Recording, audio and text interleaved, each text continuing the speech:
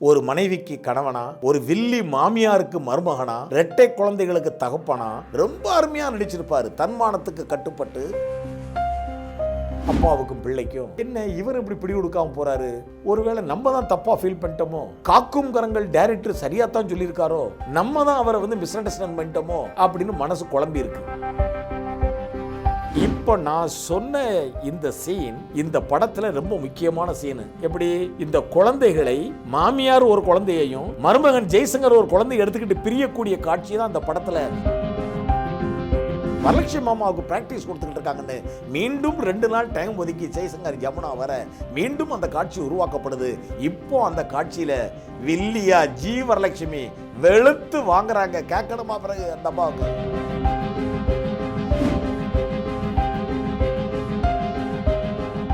திரைகடலோடியும் திரவியம் தேடி தேடிய செல்வத்தை எடுத்து வந்து பலருக்கும் பகிர்ந்து கொடுத்து யாவரும் அனுபவிக்கின்ற அந்த சுகானுபவத்தை பார்த்து தான் மகிழ்ச்சி கொள்கின்ற திரைமொழி சேனல் நேயர்களே, உங்கள் அனைவரையும் தொடர்ந்து இந்த நிகழ்ச்சியின் வாயிலாக சந்திப்பதில் உங்கள் தோழர் எல்வி ஆதவனாகிய நான் மற்றற்ற மகிழ்ச்சி கொள்கிறேன். இப்போ ஒரு அருமையான படம், ஒரு காவியமான படம், யாவரும் அன்று முதல் இன்று வரை நேசிக்கின்ற படம். படத்தின் பெயர் குழந்தையும் தெய்வமும். ஏவிஎம் நிறுவனத்தின் தயாரிப்பு. 1965 இந்த படத்தையும் இந்த படம் கொடுத்த அனுபவத்தையும் நாம் சேகரிக்கவிருக்கிறோம். அந்த வகையில் குழந்தையும் தெய்வமும் படத்தை பற்றி சில தகவலை கொடுத்தால், ஓ இந்த படமா, இது நமக்கு ரொம்ப பிடிச்ச படமாச்சே என்று உங்களுக்கு பளிச்சென்ற ஞாபகத்திற்கு வரும். கதாநாயகன் மக்கள் கலைஞர் ஜெய்சங்கர், கதாநாயகி நடிகை ஜமுனா. இந்த படத்தில் ஒரு வில்லி கதாபாத்திரம் ஜி வரலட்சுமி. இந்த படத்தில் இரட்டை வேடம் குழந்தை நட்சத்திரம் குட்டி பத்மினி. எம்எஸ் விஸ்வநாதன் மியூசிக், கிருஷ்ணன் பஞ்சு டைரக்ஷன், ஜாவர் சீதாராமன் கதைவசனம். இந்த படத்தில் கண்ணதாசனும் கவிஞர் வாலியும் பாடல்களை எழுதி தந்திருக்கிறார்கள். இந்த படத்தில் இடம்பெற்ற சில பாடல்கள்: குழந்தையும் தெய்வமும் குணத்தால் ஒன்று, குற்றங்களை மறந்து விடும் மனத்தால் ஒன்று. அப்படி ஒரு பாட்டு. அன்புள்ள மான்விழியே ஆசையில் ஓர் கடிதம், நான் எழுதுவதென்னவென்றால் உயிர் காதலில் ஓர் கவிதை. அப்படி ஒரு பாட்டு. என்ன வேகம் நில்லு பாமா, என்ன கோபம் சொல்லலாமா. அப்படி ஒரு பாட்டு. நன்றி சொல்ல வேண்டும் இறைவனுக்கு. அப்படி ஒரு பாட்டு. கோழி ஒரு கூட்டிலே சேவல் ஒரு கூட்டிலே, கோழி குஞ்சு ரெண்டும் இப்போ அன்பில்லாத காட்டிலே. இது மாதிரியான பாடல்கள். இந்த படத்தில் என்ன புதுமைன்னா, தென்னகத்து ஜேம்ஸ் பாண்ட் என்று அடிதடி fight action hero James bond ஒரு குடும்ப பாங்கான கதாபாத்திரத்தில் அழகா அம்சமாக அற்புதமாக நடிச்சிருப்பார் மக்கள் கலைஞர் ஜெய்சங்கர். ஒரு கணவனுக்கு, ஒரு மனைவிக்கு கணவனா, ஒரு வில்லி மாமியாருக்கு மருமகனா, இரட்டை குழந்தைகளுக்கு தகப்பனா ரொம்ப அருமையாக நடிச்சிருப்பார். தன்மானத்துக்கு கட்டுப்பட்டு, சுயமரியாதைக்கு கட்டுப்பட்டு, அப்படி ஒரு கதாபாத்திரம். சரி, இந்த குழந்தையும் தெய்வமும் படத்தின் வாயிலாக மிக அற்புதமான அனுபவங்களை ஏவிஎம் நிறுவனம் சேகரித்ததை நாம் அடுத்த தலைமுறையினருக்கு தரப்போகிறோம். இதை நல்லா கவனிச்சுக்கிட்டு வாங்க. 1, 2, 3, 4 அனுபவங்களை சொல்லுவேன். ஒவ்வொரு அனுபவமாக சொல்கிறேன். அற்புதமான அனுபவங்கள். இப்படியெல்லாம் கூட சினிமா உலகில் உண்டா என்று நினைக்கும் அளவிற்கு பல அனுபவங்களை இந்த ஒரு படத்திலேயே பெறப்போகிறோம்.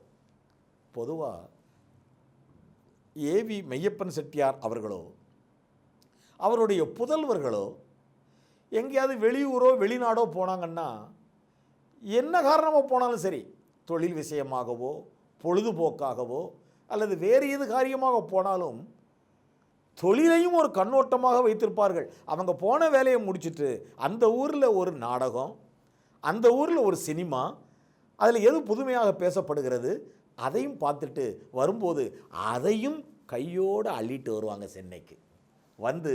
அதில் பல ரசவாத விந்தைகளை புரிவார்கள். அந்த வகையில் ஏவி மெய்யப்பன் செட்டியார் அவர்களுக்கு பெங்களூரில் ஒரு தனி வீடே உண்டு. அடிக்கடி பேரம்பேத்திகளோடு போவார். அப்படி போகும்போது குழந்தைகளோடு இருந்து குதூகலமாக இருந்துட்டு சில பல படங்களையும் பார்ப்பார். அப்படி அவர் அந்த காலகட்டத்தில் பெங்களூரில் பார்த்த படங்கள் Mary Poppins, Sound of Music, Parent Trap, இது மாதிரியான படங்கள்.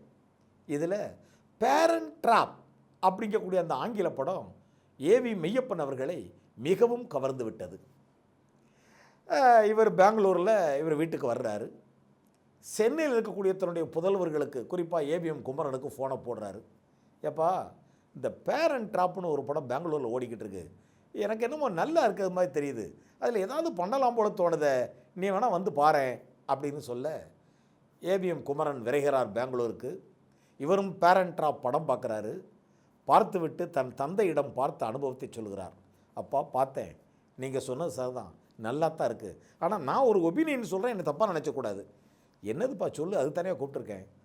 இந்த நம்ம ஏற்கனவே காக்கும் கரங்கள் அப்படின்னு ஒரு படத்தை அண்டர்டேக் பண்ணியிருக்கோம். அந்த காக்கும் கரங்கள் படத்தில் அந்த கதையில் இந்த பேரண்ட் ட்ராப்பில் இருக்கக்கூடிய சில விஷயங்களை எடுத்து காக்கும் கரங்களில் சில மாற்றங்களை செய்து காக்கும் கரங்களை வெளியிட்டால் அது சூப்பராக ஹிட் ஆகும்ப்பா, இதுதான் என்னுடைய ஒப்பீனியன் சொல்கிறார். ரைட், எனக்கும் அது சரின்னு தான் படுது. அப்படின்னா ஒன்று செய்ய, காக்கும் கரங்கள் டைரக்டர் அவரை வர சொல்லு, அவரையும் பார்க்க சொல்லு. என்ன, காக்கும் கரங்கள் டைரக்டர்னு சொல்கிறேன், அந்த டைரக்டர் பேரை சொல்ல மாட்டேங்கிறனோ? சரி, அதுதான் உங்களுக்கு தெரியுமே, எல்லாத்தையுமே நாமளே சொல்லிகிட்டு இருந்தா எப்படி, உங்களுக்கு தெரியும் தானே. காக்கும் கரங்கள் டைரக்டர் எவ்வளோ பெரிய ஆள், இந்த ஒரு இடத்துல அந்த பேரை நான் யூஸ் பண்ணாமல் இருக்கேனே, நீங்களே யூகிச்சுக்கிட்டு அப்படியே இந்த இந்த இன்சிடெண்ட்டோட பேரலாக ட்ராவல் பண்ணிட்டு வாங்க பார்ப்போம். ஆக காக்கும் கரங்கள் டைரக்டரை பெங்களூருக்கு வர சொல்கிறாங்க. அவரும் அவசர அவசரமாக வந்து அந்த டைரக்டர் பேரண்ட் ட்ராப் படத்தை பார்த்துட்டு வேகமாக ஏவி மெய்யப்பன் செட்டியாரை பார்க்க வர்றாரு. ஏவி மெய்யப்பன் செட்டியார் அப்போ தான் மாவல்லி டிஃபன் சென்டர்னு ஒன்று இருக்குது, MTR, Mavalli tiffin room, MTR. அங்கே நம்ம செட்டியாருக்கு டிஃபன் ரொம்ப பிடிக்கும். அவர் அப்போ தான் ஒரு மசால் தோசை காஃபியெல்லாம் வாங்கி வச்சுட்டு சாப்பிட்டுக்கிட்டு இருக்காரு. நம்ம டைரக்டர் வேகமாக சற்று கோவத்தோடையே வராரு. என்ன சொல்லுங்கள், ஏன் இப்படி அவசரமாக கூப்பிட்டுட்டீங்க, எதுக்கு அந்த படத்தை பார்க்க சொன்னீங்கன்னு? ஆனால் அது இல்லைங்க, முதல்ல என்ன சாப்பிட்றீங்க, டிஃபன் எதுவும் சாப்பிட்றீங்களா இல்லை காஃபி டீ இது சொல்லவா? எனக்கு அதெல்லாம் ஒன்றும் வேண்டாம், முதல்ல ஏன் கூப்பிட்டீங்கன்னு சொல்லுங்கன்னு சொன்ன உடனே, இல்லைங்க இந்த படத்தை பார்த்தீங்களே என்ன ஃபீல் பண்ணுறீங்க? படத்தை பார்த்தேன், எனக்கு ஒன்றும் ஃபீல் ஆகலை. என்ன குமாரா இப்படி சொல்கிறாரு? இல்லைங்க, நாங்கள் என்ன ஃபீல் பண்ணுறோம்னா, நம்ம காக்கும் கரங்களில் சில காட்சிகளை அப்படி நிவர்த்தி பண்ணி பேரண்ட் ட்ராப்லேருந்து எடுத்து வச்சு கொஞ்சம் அப்படி மோல்டு பண்ணால் நல்லா இருக்கும்னு ஃபீல் பண்ணுறோம்னார். அவர் டைரக்டர் அதெல்லாம் கிடையாது, என் கதை காக்கும் கரங்களில் சூப்பர் கதை, அதெல்லாம் நல்லா தான் இருக்குது, அதெல்லாம் ஒரு மாற்றமும் தேவையில்லை, எனக்கு அடுத்த ட்ரெயினுக்கு நேரம் ஆச்சு, நான் கிளம்புறேன் அப்படின்ட்டு படான்னு கிளம்பிட்டார். இவங்களுக்கு அப்செட் ஆயிடுச்சு.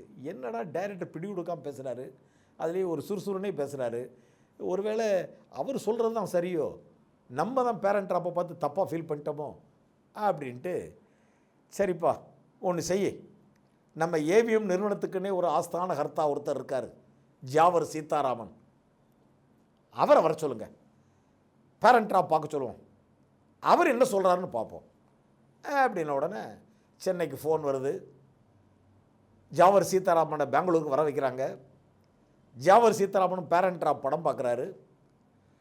படம் பார்த்துட்டு செட்டியார் அவர்களை சந்திக்க வரும்போது அங்கே எம்டிஆர் மாவல்லி டிஃபன் ரூம், அங்கேருந்து அதே மசால் தோசை காஃபி டீ சாப்பிட்டுட்டு இருக்காரு. என்ன சாப்பிட்றீங்கன்னு கேட்குறாரு ஜாவர் சீதாராமனை. ஜாவர் சீதாராமன் நீங்கள் எது கொடுத்தாலும் சாப்பிட்றேன்றாரு. அவருக்கு வரவழைக்கப்படுகிறது. சாப்பிட்டவரே பேசுகிறார்கள். அதாவது நம்ம காக்கும் கரங்கள் கதையில் பேரண்ட் ட்ராப்லேருந்து சில விஷயங்களை எடுத்து வச்சு கொஞ்சம் மோல்டு பண்ணால் நல்லா இருக்கும்னு நாங்கள் ஃபீல் பண்ணுறோம், படம் ஹிட் ஆகும்னு ஃபீல் பண்ணுறோம்னு சொன்ன உடனே ரைட்டு கூப்பிட்டீங்க, வந்தேன், படத்தை பார்த்தேன், உங்கள் ஒப்பீனியனை சொல்லிட்டீங்க, எதுக்கும் எனக்கு 2 நாள் டைம் கொடுங்க, நான் சென்னை போகிறேன், அங்கேருந்து யோசிச்சுட்டு உங்களுக்கு பதில் சொல்கிறேன், டெலிஃபோன்லேயோ அல்லது நம்ம நேரில் சந்திக்கும் போது சொல்கிறேன் அப்படின்ட்டு ஜாவர் சீதாராமன் கிளம்பிட்டார். இப்போது இவங்களுக்கு அப்பாவுக்கும் பிள்ளைக்கும் என்ன இவர் இப்படி பிடி கொடுக்காமல் போகிறாரு, ஒருவேளை நம்ம தான் தப்பாக ஃபீல் பண்ணிட்டோமோ, காக்கும் கரங்கள் டைரக்டர் சரியாக தான் சொல்லியிருக்காரோ, நம்ம தான் அவரை மிஸ் அண்டர்ஸ்டாண்ட் பண்ணிட்டோமோ அப்படின்னு மனசு குழம்பி இருக்கு. போய் ஒரு 2 நாள் கழித்து, போய் 2 நாள் கழிச்சு இல்லை, போய் இறங்கின உடனே 2 நாள் கழிச்சு தானே தகவல் சொல்லணும்னு சொன்னார். ஆனால் ஜாவர் சீதாராமன் பெங்களூர் ஃப்ளைட்டை பிடிச்சி இறங்கின அடுத்த வினாடியே ஃபோன் வருது ஜாவர்கிட்ட இருந்து. ஏவிஎம் குமரன் அவர்களுக்கு பெங்களூரில் இருக்கார். இப்போ எனக்கு அந்த கதையில் ஒரு கிரிப் கிடச்சிருச்சு, கண்டிப்பாக அதை நம்ம செஞ்சால் நம்ம தனியாகவே படம் எடுக்கலாம், இதை கொண்டு போய் காக்கும் கரங்களை நுழைக்கணும் அவசியம் இல்லை. என்ன இப்படி திடீர்னு சொல்கிறீங்க, என்ன நடந்துங்காரு? இல்லை, உங்கள்கிட்ட விடை பெற்ற பிறகு நான் பெங்களூர் விமானத்தில் உள்ளே ஏறி உட்காந்து சென்னைக்கு புறப்படும் போது அங்கே பக்கத்தில் ஜி வரலட்சுமி அம்மா அவங்கள பார்த்தேன். என்ன வந்துட்டு போகிறீங்க? நான் நடந்ததை சொன்னேன். ஏவிஎம் ஒரு படம் பார்க்க சொன்னாங்க, பார்த்துட்டு அது படமாக எடுக்கிறது மாதிரி பேசிக்கிட்டு இருக்கோம்னு சொன்ன உடனே சரி ஒரு நல்ல கேரக்டர் இருந்தால் என்ன யூஸ் பண்ணிக்கோங்க அப்படின்னு ஜி வரலட்சுமி அம்மா சொன்னாங்க. அப்படி சொன்னவங்கள சடனாக திரும்பி பார்த்தேன், பேரண்ட் ட்ராப்பையும் ஜி வரலட்சுமி அம்மா மிக்ஸ் பண்ணி பார்த்தேன். எனக்கு உடனே ஒரு நல்ல வில்லி கதாபாத்திரம் அதில் ஜி வரலட்சுமி அம்மா நடித்தா எப்படி இருக்கும் அப்படின்னு தோணுச்சு. உடனே கதை டகடகடன்னு உருவாச்சு, டெவலப் ஆச்சு. கிட்டத்தட்ட இப்போ கதையை நான் கம்ப்ளீட் பண்ணி வச்சுருக்கேன்.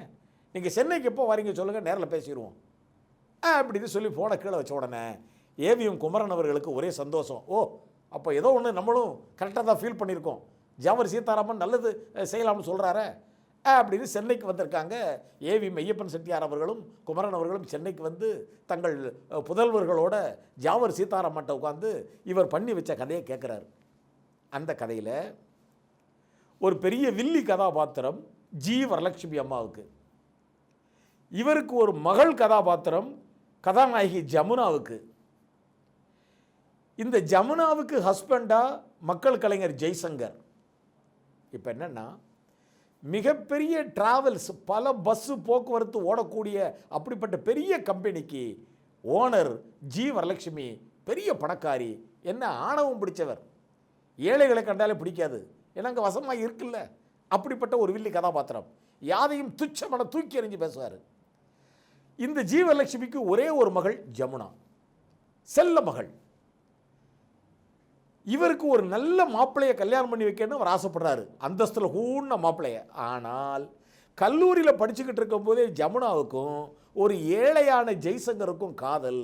அங்கேயே காதலிச்சிட்டதுனால அந்த கல்யாணம் பண்ணி ஒரு வழியாக வீட்டோட மாப்பிள்ளையாக ஜி வரலட்சுமி வீட்டில் ஜெய்சங்கர் ஜமுனாவுக்கு புருஷனாக வாழ்ந்துக்கிட்டு இருக்கார். இந்த பஸ் கம்பெனியில் நம்ம ஜெய்சங்கருக்கு ஒரு மேனேஜர் போஸ்ட்டு. ஆனால் எப்போ பார்த்தாலும் மருமகன் பண்ணது அது தப்பு இது தப்புன்னு சொல்லி, மருமகன் ஏழை என்பதால், தனக்கு பிடித்தமில்லாமல் தன் மகளை காதலித்து திருமணம் செய்தார் என்பதால் மருமகனை கண்டாலே மாமியாருக்கு ஆகாது, எப்போ பார்த்தாலும் கொட்டிக்கிட்டே இருப்பாங்க. ஒரு சூழலில் தெரிஞ்சு தெரியாமலோ பஸ் கம்பெனியில் ஒரு சின்ன சரிவு வந்துட இதை பிடிச்சிக்கிறாங்க ஜி வரலட்சுமி. நான் அப்பயே சொல்லலை இவரால் ஒன்றும் ஆகாது, இவர் ஒரு மனுஷனே கிடையாது என்று சொல்ல, வாய்க்கு வந்தபடி பேச ஒரு அளவுக்கு மீது பேசியதால் ஜெய்சங்கரும் ரோசப்பட்டு மாமியாருக்கும் மருமகனுக்கும் பிரச்சனை ரொம்ப பெரிய லெவலில் ஸ்டார்ட் ஆயிடுது. இப்போது ஜெய்சங்கருக்கும் ஜமுனாவுக்கும் ஏற்கனவே 2 குழந்தைங்க, சின்ன குழந்தைங்க, குட்டி 10 மணி பெண் குழந்தைங்க. இவர் இனிமேல் இந்த வீட்டில் இருக்க மாட்டேன், வீட்டோட மாப்பிள்ளையாக இருக்க மாட்டேன் அப்படின்னு சொல்லி தன் மனைவி ஜமுனாவை நீ என் கூட வந்துருங்கிறாரு, கையை பிடிச்சி இழுக்கிறாரு. இதை பார்த்த ஜமுனாவுடைய அம்மா ஜீவலட்சுமி, என் பிள்ளைய விடியா, நீ வேணா வெளியில் போயான்னு சொல்லி தன் மகள் ஜமுனாவை இழுத்து சென்று ஒரு கதவை திறந்து உள்ள தள்ளி அடைச்சு கதவை லாக் பண்ணிடுறாங்க. உள்ள இந்த அம்மா தடார்னு தள்ளினதுனால கீழே விழுந்த ஜமுனா தலையில் அடிபட்டு உள்ளே மயக்கமுற்று விடுகிறார். கதவு பூட்டப்பட்டிருக்கு. ஜமுனா மயக்கமாக இருக்காருங்கிறது ஜெய்சங்கருக்கு தெரியாது.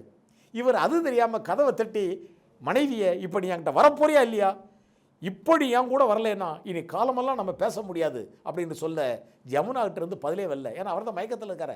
இது தெரியாத ஜெய்சங்கர், ஓ அம்மா பேச்சை கேட்டுக்கிட்டு மனைவியும் இங்கே இருக்கன்னு முடிவு பண்ணிட்டாங்கன்னு சொல்லி மனைவியை மிஸ் அண்டர்ஸ்டாண்ட் பண்ணிட்டு அவர் போகும்போது தங்களுக்கு இருந்த இரட்டை பிள்ளைகளில் ஒரு குழந்தையை தூக்கி கொண்டு இன்னொரு குழந்தையை தூக்க போகிறாரு. மாமியார் வில்லி ஜீவலட்சுமி ஓடி வந்து இன்னொரு குழந்தையை இவர் பிடுங்கிக் கொள்கிறார். ஆக இரட்டை குழந்தைகளில் 2 குட்டி பத்துமணிகளில் ஒரு குட்டி பத்துமணி குழந்தையாக ஜெய்சங்கரோடு ஒரு குட்டி பத்துமணி இங்கே தன்னுடைய பாட்டி வரலட்சுமி அம்மா ஜமுனாவோடு குடும்பம் இப்படி பிரிகிறது. இனிமேல் திரைக்கதை அந்த 2 குழந்தைகளும் மீண்டும் குடும்பம் ஒன்று சேர்வதாக, இப்படிப்பட்ட ஒரு குடும்ப பாங்கான சூழ்நிலை. இப்போ நான் சொன்ன இந்த சீன் இந்த படத்தில் ரொம்ப முக்கியமான சீனு. எப்படி இந்த குழந்தைகளை மாமியார் ஒரு குழந்தையையும் மருமகன் ஜெய்சங்கர் ஒரு குழந்தையை எடுத்துக்கிட்டு பிரியக்கூடிய காட்சி தான் இந்த படத்தில் முதுகலமான காட்சி. இந்த காட்சியில் வசனம் அப்படி அமைந்திருக்கிறது. KS கோபாலகிருஷ்ணன் ஒரு படத்துக்கு வசனம் எழுதுனா அப்படி இருக்கும், அந்த மாதிரி எழுதி கொடுத்துருக்காங்க.